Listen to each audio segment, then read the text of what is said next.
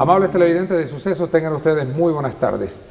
Estando en Pasto, no nos podíamos ir sin dejar de hacer un programa de corte histórico, porque aquí han ocurrido cosas que no sucedieron en el resto del país, como por ejemplo que algunos ciudadanos de esta región fueran muy afines a la corona española y no tan adeptos al grupo de los libertadores encabezados por Simón Bolívar. Incluso Simón Bolívar, y lo decimos con mucho respeto y también con algo de temor, no es bien visto en algunos sectores de la ciudad de Pasto por algunos hechos que ocurrieron aquí y que hoy vamos a conocer. Porque yo le pregunté a mucha gente en Barranquilla, tú sabes que a Bolívar no lo quieren mucho en Pasto, y nadie me daba razón de la historia. Entonces vamos a contar un poquito lo que está pasando. Y mire, el profesor Álvaro Reyes y el profesor Jorge Hurtado, uno es bolivariano y el otro es realista, o sea, de las fuerzas que apoyaban la corona española. De tal manera que vamos a comenzar. Bueno, vamos con Bolívar primero. ¿Qué pasa con Bolívar en Pasto? Bueno, nosotros en este análisis y en este acercamiento que se hace al hecho histórico, cuando digo nosotros me refiero a un conglomerado de amigos, de gente, de personas que hemos pasado por la academia y siempre hemos tenido una visión política, ¿no? Donde el contexto político marca nuestro andar en la sociedad pastusa. Y políticamente, pues nosotros siempre hemos sido apegados a las causas libertarias, ¿no? A la independencia, a la rebeldía, ¿no? Al grito. Tal vez, curiosamente, a lo que sucede actualmente hasta en el país, ¿no? Donde hay una expresión. Y entonces, en el momento histórico donde Colombia y Latinoamérica, y Bolívar y la gesta de ese momento, pues nos conduce a pensar de esa manera, en un contexto político, y decíamos, bueno, nosotros afines a esos propósitos de salir del yugo y del dominio de la corona española, pues somos adeptos a esa fuerza revolucionaria. De hecho, eso mismo nos llevó a ser parte de posiciones políticas que se afianzaron con la bandera de Bolívar, sí. Precisamente nosotros, en el M-19, por ejemplo. Bueno, entonces ahí parte, ¿no? Bueno, Jorge, desde su óptica, ¿por qué no quieren a Bolívar en Pasto? Uy, la historia nuestra es diferente a la que cuentan en los colegios, a la que tenemos en nuestro material de estudio escolar. No la cuentan normalmente. ¿No la cuentan como es? No la cuentan como es para nosotros, exactamente. Desde nuestra Academia Nariñense de Historia y desde varios autores nariñenses se han hecho investigaciones precisas de hechos de guerra que suceden en cualquiera de las campañas libertadoras o de guerra de cualquier país. Pero cuando la historia se cuenta del lado del ganador, se cuentan las historias bonitas. Cuando la historia la cuenta del lado de quien perdió... En la historia dicen que el que gana la guerra termina siendo el bueno, pero no necesariamente lo es. Correcto. ¿Ok? Y esa es la visión que aquí en Pasto no hemos perdido, no hemos olvidado. Hechos como las batallas en las que fue representado Bolívar, o en la misma que estuvo Bolívar, que fue la batalla de Bombona, en la que él no da por perdida. Pero el hecho de perder 1.500 hombres en menos de 3 horas es un hecho bastante agravante, porque nuestro ejército se retiró una montaña más atrás. Y él dio por hecho ganada la batalla. Pero ¿por qué peleaba Bolívar en Nariño contra gente que tenía que estar por la causa libertadora? La causa libertadora aquí existía, o existió siempre. El yugo español, como lo dice el maestro Álvaro, no es que fuera muy bien visto. ¿Qué pasa aquí en Pasto? Somos el sitio intermedio entre Popayán y Quito. Para poder pasar de Popayán a Quito tenía que pasar por Pasto. Pero en Pasto sufrimos la campaña libertadora del sur, la quiteña, la que vino y asaltó Pasto en 1802. Y asaltó a Pasto es robando, asaltando, destruyendo nuestros templos, llevándose arte, joyas, dinero para poder financiar la campaña libertadora del sur. Y eso es que lo que no entienden cuando sucede y llega la campaña del norte 10 años después, 1812, cuando llega Antonio Nariño, nuevamente con la idea de una campaña libertadora, cuando en la memoria todavía existía el asalto a fuego y robos que vinieron de la campaña del sur. Entonces como que, bueno, nos vienen con el mismo cuento, ¿qué va a pasar con nosotros? Y comienza esa repelencia de la idea de una libertad o de la idea de una pelea, de una campaña libertadora en ese sentido.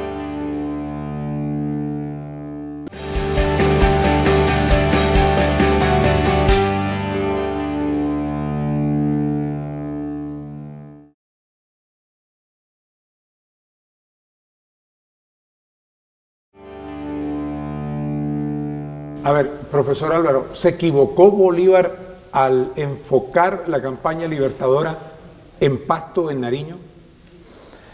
Yo creo que una guerra, es decir, un proceso libertario que es una guerra, tiene muchas características que son solo de ese momento, de la guerra, del contexto y del enfrentamiento. Yo creo que era, en el momento de la causa libertaria era necesario el territorio, era necesario el territorio porque era un territorio estratégico, ¿no es cierto? Y siendo estratégico de paso, pues era necesario tomarlo y cuando se hablaba de tomarlo, pues se hablaba de tomar como se tomó en otros lugares y en otras regiones enfrentándose a los españoles. El problema pues es que acá quienes estaban peleando eran los propios pastusos al mando de Agustín Agualongo. Pero dése cuenta que es tan curioso, por eso la historia lo ha puesto y para nosotros ahora no es una confrontación más allá de los planteamientos y los postulados que hacemos, ¿no? Creo que tampoco puede llegar a más. Pero, por ejemplo, dése cuenta, están en Pasto enfocado, que en Ipiales, que es a 80 kilómetros, ¿no? Le pongo en contexto, el caudillo, el líder acá en Pasto era Agualongo. Agualongo. Y en Ipiales, Josefina Obando, la gran admiradora de Bolívar, quien lo recibió, y después fue fusilada allá por Agualongo, ¿no? Allá, la heroína ipialeña, por ejemplo. Entonces, por eso, políticamente, después en la historia viene Pasto siendo una plaza liberal, en el momento del contexto del liberalismo, ¿no? por ese hecho. Entonces, lo que quiero decir es que fue muy particular y obviamente hay episodios muy lamentables, por ejemplo, el del Colorado, el de la masacre de diciembre, muy lamentables, por supuesto, eso no... ¿Usted incluso critica eso de Bolívar? Por supuesto. Pero yo pienso en una manera integral, o sea, pienso en una campaña que era libertaria y que tenía que ser la bandera de esta región también, porque íbamos en esa causa. Sí. Entonces, por supuesto, también hay, así como hay grandes elogios hacia Agualongo y respetables también, hay estudios que demuestran pues que él tenía todos los beneficios, los más importantes del rey, de la corona, sus estudios, a donde lo enviaban y lo preparaban. Desde su óptica, ¿cuál es la importancia de Agualongo? Agualongo era un servidor de la colonia española en contra de los deseos libertarios de Bolívar. Bueno, Agualongo como un indígena que entra a formar parte del ejército realista, ¿cierto? Comandados en su gran mayoría por don Tomás de Santa Cruz, un médico y literato que vivió aquí en Pasto y encabezaba nuestros ejércitos, ¿cierto? Él formaba parte de algo que vivíamos aquí, muy especial, y el hecho de que no existiera una junta de gobierno tan fuerte o tan exigente y opresora como la que existía en Popayán o en el Valle. Aquí se manejaban las cosas de una manera mucho más tranquila y siempre hemos sido un territorio muy productivo. El hecho de que fuéramos o seamos tan productivos, pagábamos muy buen tributo al rey, a Carlos III. O sea, a Carlos ¿a Pasto le iba bien con la corona? Nos iba muy bien, precisamente porque estábamos pagando. El hecho de pagar nos daba una libertad.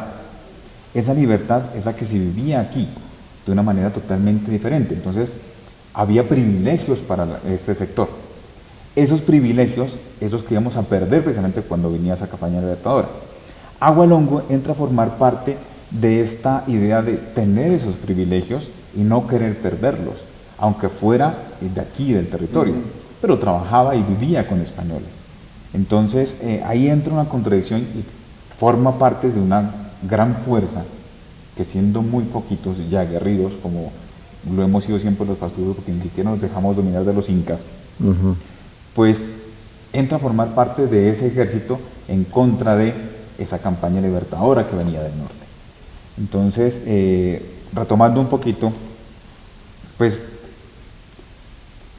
lo que dice el maestro, hechos como la Navidad Negra, que suceden en 1822, que podríamos decir es un hecho suscitado en el mismo 1822, 6 de abril, pierde Bolívar en Consacá, en la batalla de Bomboná, y el 25 de diciembre que le dé la orden a su mejor amigo, Antonio José de Sucre, comandando el batallón Rifles, de tomarse a Pasto, y que Sucre le diera la libertad al ejército de hacer lo que quisiera durante 3 días. Violaron mujeres, mataron gente. Mujeres, matar ancianos, matar niños, quemar y saquear los templos que teníamos aquí, teniendo las congregaciones más antiguas de Colombia.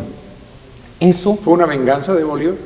posiblemente es una venganza de Bolívar, exactamente, hacia ella me dirigía, porque en el mismo año él se va en contra de las palabras y del tratado que había logrado hacer entre Popayán y Pasto, de no más sangre, de no más fuego, de no más muerte de pastuzos, y él incumple ese mismo tratado que él había impuesto en esa Navidad. Entonces, ir a una calle como la del Colorado, que la recordamos así por la cantidad de sangre que corría por esa calle cuesta abajo, pues está en la memoria latente de los pastuzos. No la hemos olvidado a pesar de los años que han pasado, ya más de un siglo, pero sigue latente. Entonces, y el nombre está ahí, y el hecho de la Navidad Negra está ahí, el saqueo de esa Navidad Negra, el saqueo de la campaña libertadora de 1802, cuando se roban el tesoro de Tacón, porque los bayunos escondían el oro aquí para no mandárselo a Fernando VII. Entonces todo eso va generando una atmósfera como también, no sé si de rencor, pero sí en la memoria, que no podemos olvidar las cosas malas que pasaron como hechos de guerra que están inmersos y latentes en la ciudad. Ya, óigame, profesor Álvaro, yo conozco un episodio que me gustaría que usted lo relatara a su manera, desde su punto de vista bolivariano, y es el hecho de que cuando llega Nariño aquí, es derrotado por las mujeres pastuzas. ¿Cómo ocurrió eso? Bueno, es que en realidad lo que dice Jorge es cierto, es decir, la fuerza propia de los pastuzos o la convicción, en muchas ocasiones no observada de la manera que debe ser, pues es histórica, y la mujer pastusa pues sin duda, ¿no? Entonces Nariño también sufre esa derrota, digamos, ese traspié, ¿no? Cuando es enfrentado y es controvertido totalmente por las mujeres de ese momento, ¿no es cierto? Es decir, lo que nosotros queremos decir es que los momentos puntuales de la confrontación pues son lamentables, Sí. pero nosotros siempre pensábamos desde el gran propósito, ¿no? Siempre pensamos desde el gran propósito, desde qué es lo que hay que sacrificar para lograr el gran propósito. Y ese gran propósito pues era una causa libertaria, que después las evaluaciones y las conjeturas que se hagan pues son bien válidas. Sí. Pero siempre le apuntamos a ese gran propósito, y por eso ese contenido muy de lo social, de la revolución, desde una Latinoamérica forjada en un gobierno que surja de sus propias iniciativas, ¿no? Sí. Y que no venga desde que me siento cómodo y por eso aquí me quedo, algo así, es lo que... O sea, me siento cómodo y acepto el yugo y acepto español. el yugo, pues y entonces ellos me lo imponen. Esa es la discusión que tenemos entre pastuzos, unos y otros. Jorge, tú... Acuérdese de don Gonzalo Rodríguez, ¿no? Sí, don Gonzalo Rodríguez. Hizo esa libertad, fue asesinado y descuartizado. Sí. Y tuvimos también aquí una gesta libertaria también conformada por mujeres, que también fue asesinada en esta plaza de Nariño, antes llamada Plaza de la Constitución, y paradójicamente Constitución de Cádiz, la española, ¿no? O sea, sí tenemos... Jorge, ¿tú quisieras recrear un poquito más la derrota que propinaron las mujeres y creo que también los abuelos, los ancianos, a Nariño? Pues mira, ese día en que llega Antonio Nariño bordeando Tacines, cerca del cerro Morazurco, que es volcán, pues él viene con su ejército libertador, un ejército grande, poderoso, y nuestra ciudad se encuentra desprotegida porque no teníamos un ejército, no pensábamos en que teníamos que defendernos. Entonces, los pocos hombres que tenían armas o herramientas, pues salen a proteger la ciudad. Muchos de ellos se esconden, incluso, debajo de las camas. ¿Cómo va a ser? Y son las mujeres Mira quienes tú. tienen que sacar a los hombres y ponerlos al frente de la ciudad y decir, bueno, ustedes tienen que defender la ciudad. Mientras tanto, los viejos, los niños y otras mujeres sacan a nuestros santos, a Santiago, San Andrés y a San Sebastián, junto con nuestra Virgen de las Mercedes, en procesión y en romería por la ciudad, cosa que le llama mucho la atención a Nariño porque él ve ejércitos andando por la ciudad, y son procesiones religiosas. Y a medida que van cayendo estos pocos hombres que van enfrentando a Nariño en este cerro de Tacines, las mujeres se van vistiendo de hombre, tomando las armas y siguen atacando hasta el momento de lograr y vencer a este ejército que emprende la retirada y dejan abandonado a Nariño. Por eso nosotros le hacemos un gran reconocimiento a nuestras mujeres, llamadas Juanas o llamadas Gualumbas, en lenguaje indígena. Y aquí en Pasto se celebra por primera vez durante los siguientes años una celebración que conmemora a la mujer. Podríamos decir que es el primer día de la mujer a nivel mundial para esa época. Sí, muy avanzado, ¿no? Eso no lo sabe el resto de Colombia, avanzados para la época. Pero entonces sí es muy importante precisamente esa labor de la mujer aguerrida que se enfrentó y que logró derrotar. Y no se olvide de las otras mujeres, de las de Guaitarilla. Así, señor, también. Que van el otro lado, ¿no es cierto? Que fueron capaces de protestar y de tomar la bandera y luchar en contra de la corona.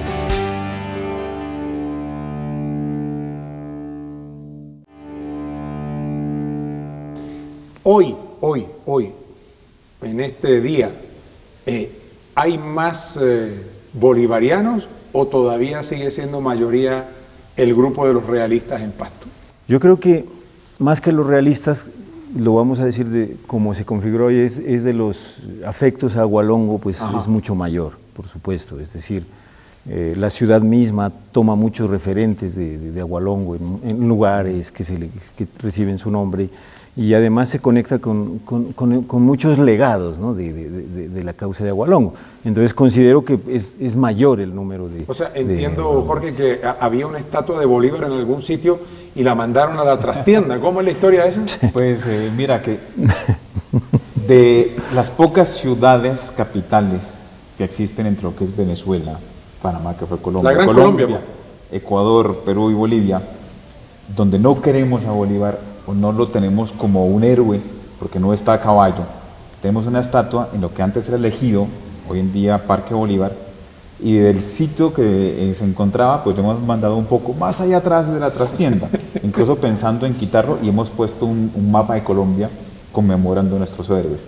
Y hay un símbolo muy bonito de la paz, de la transformación de las armas hacia el trabajo de la tierra, que es lo que sucede aquí en Nariño. Entonces, sí, pues... Yo le complemento esa anécdota del mismo. En Colombia tengo entendido que somos 3 ciudades las que no tenemos a Bolívar en nuestra plaza principal. Sería Bucaramanga con Santander, Popayán con el Sabio Caldas y Pasto con Antonio Nariño. Aquí no está Bolívar. Ay, profesor, yo le complemento, esa escultura de Bolívar, a la que refiere Jorge, que precisamente ubicada en el parque que recibe su nombre, Parque Bolívar de Pasto, muy importante en el sector suroriental ya de Pasto. Esa escultura es en bronce, es una escultura de alta calidad estética. O sea, es tanta la irreverencia que, siendo de bronce, en algún momento frente queda el ejército. Y el mismo ejército, en una ignorancia, lo pintan con pintura dorada al bronce.